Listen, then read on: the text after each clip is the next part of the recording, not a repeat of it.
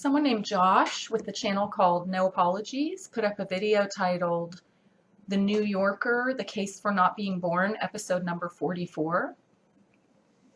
And at 2 minutes 29 seconds, he asks, for whom is it better if procreation ceases? And so I said, it is a better state of affairs. And there I was channeling Potato Buddha Vegan Antinatalist video where he discusses that. And No Apologies responds by saying there's no such thing as better without people to deem it as such. And so I said, we are people here now deeming it as such, right? We can make decisions now for the future.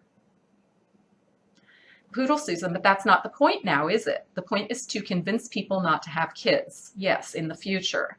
If this philosophy is maximally successful, then theoretically there will be no more people. There will be no conception of betterness.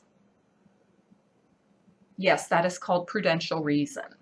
The classic example of prudential reason is learning a language before you travel to a place. You will be better prepared if you exercise prudential reason and learn the language before you go there.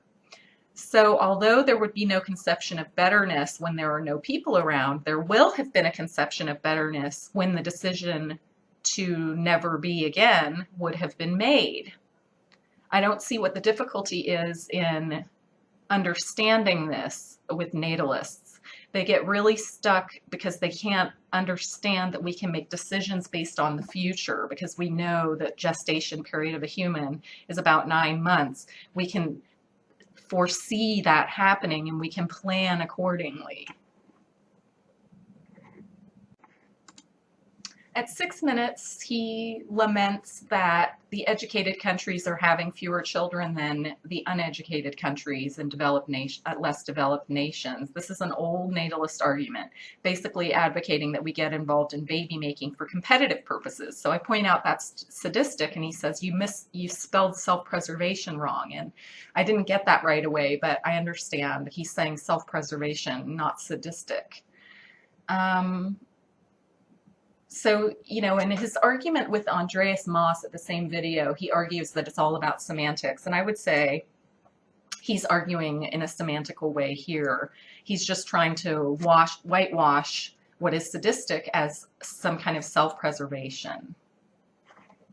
I didn't realize it was a clever way of being snide. You know, the internet is always coming up with more and more clever ways to be snide to each other. What would we do without that, right? But at 3:25, he does the other natalist common mistake of attributing a purpose to evolution. So I say he's anthropomorphizing evolution. And he says there is a purpose to evolution. Clearly, you're not a scientist. The purpose is to make stronger, more adaptively and reproductively successful life. No, there is no purpose, sir. Where do you get this purpose from? Are you a religious believer? Because if you are, then I can understand that. But if you're not, then, you know, please explain.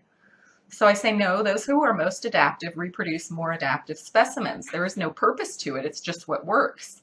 I mean, basically, even saying it works is wrong. It just happens that way.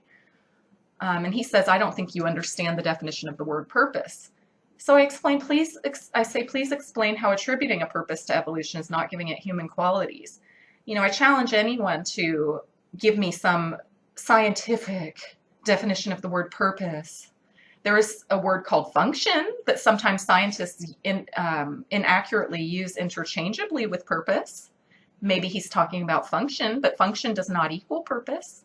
So I'd also like to point out that you did misspell there in your first reply. So if we're going to get into spelling errors, although I know you were just being clever, haha, avant-garde and all that, just stating, you know, you might want to double check your spelling before you get smug and condescending toward other people.